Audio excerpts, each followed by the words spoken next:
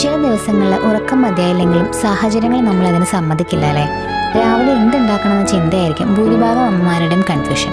അപ്പോൾ ആദ്യം തന്നെ കടുപ്പത്തിലൊരു ചായ ഉണ്ടാക്കി ഞാൻ എണ്ണ ഒന്ന് ഓണാക്കും. ഇവിടെ മോന് ഞാൻ കൂടുതലും ഉച്ചയ്ക്ക് കൊടുത്തയക്കാറ് ടിഫിനാണ് കേട്ടോ. അവൻ ചോറ് കൊണ്ടുപോകാൻ വലിയ താല്പര്യമില്ലാത്തതുകൊണ്ട് ചപ്പാത്തിയോ ഇടിയപ്പോ ദോശയോ അങ്ങനത്തെ പലഹാരങ്ങളാണ് ഞാൻ കൊടുത്തയക്കാറ്. അതേപോലെ കറികളും മാക്സിമം ഹെൽത്തി ആക്കി കൊടുത്തയക്കാൻ ശ്രമിക്കാറുണ്ട്. ഈ പിള്ളേർക്ക് ഫുഡ് കൊടുത്തയക്കാന്ന് പറഞ്ഞാൽ തന്നെ ഒരു ചടങ്ങാണ്. ഹെൽത്തിയോ ആവണം, അവർക്ക് ഇഷ്ടപ്പെടുകയും വേണം. ഇന്നിപ്പോൾ ചപ്പാത്തിയും മുട്ട റോസ്റ്റുമാണ് കൊടുത്തയക്കാൻ വിചാരിക്കുന്നത്. ചപ്പാത്തി ഞാൻ ഫുഡ് പ്രോസസ്സർ യൂസ് ചെയ്താണ് കുഴയ്ക്കാറ് കേട്ടോ. എന്നെപ്പോലെ വലിയ എക്സ്പെർട്ട് അല്ലാത്തവർക്ക് അതൊരു നല്ല സൗകര്യമായിട്ട് എനിക്ക് തോന്നിയിട്ടുള്ളത്. കൈകൊണ്ട് കുഴിക്കുന്നതിൽ ബുദ്ധിമുട്ടില്ല, നല്ല സോഫ്റ്റായിട്ട് കുഴച്ചും കിട്ടാറുണ്ട്. മാത്രമല്ല നമ്മളുടെ ഈ ഓട്ടപ്പാച്ചലിനിടയിൽ കുറച്ചുകൂടി സമയം ലാഭിക്കാൻ പറ്റും. ചപ്പാത്തി കുഴിച്ച് റെസ്റ്റ് ചെയ്യാൻ വെച്ച ശേഷം അതിനിടയിൽ കറി റെഡിയാക്കി എടുക്കും. എത്ര നേരത്തെ എണീറ്റാലും വൈകുമോ എന്ന ടെൻഷനായിരിക്കും എല്ലാ അമ്മമാർക്കും.